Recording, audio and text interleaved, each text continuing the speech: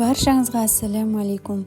Бүгін сіздермен үй жағдайында жасалынатын трубочкидің рецептісімен бөлісетін боламын. Ең алдымен ұнның үстіне бөлме температурасындағы сары майды салып, екеуін жақсылап араластырамыз.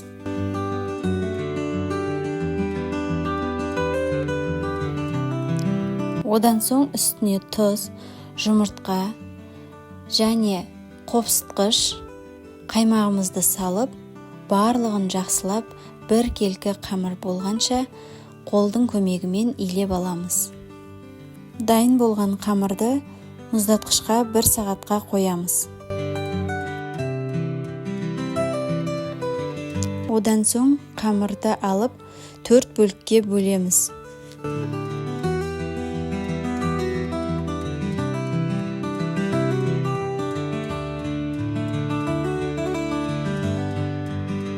Енді бір бөлігін алып, ұн себе отырып, оқтаумен жұқа қылып жазамыз.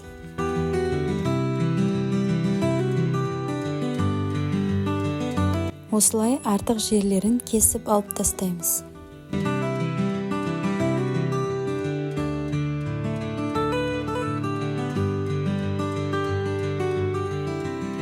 Арнайы трубочки пісіруге арналған конустарымызға бөлме температурасындағы майды жағып, одан соң кесілген қамырымызды осы трубочкиға орайтын боламыз.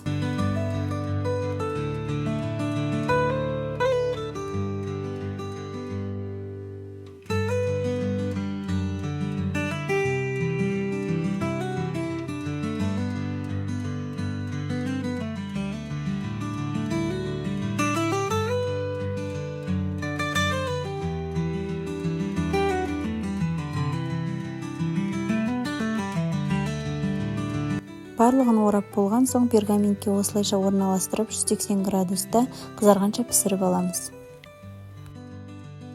Мінекей трубочкиларымыз қызарып әдемі болып пісіп шықты. Ендігі кезекте кремін дайындаймыз. Ол үшін бізге салқын сливки, творожный сыр және сахарный пудра керек болады.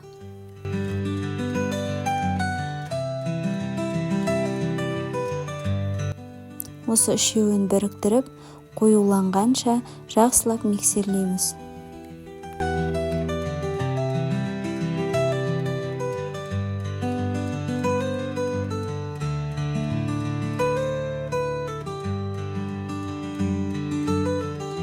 Мінекей креміміз қоюланып дайын болды.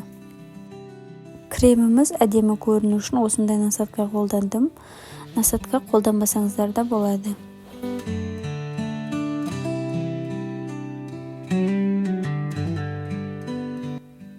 Бұл трубочкилардың ішіне кез келген крем түрін қолдануға болады. Менің қолданған кремім крем-чиз. Мінекей осылайша трубочкилардың ішіне кремдерді салып, әдемілеп орналастырамыз.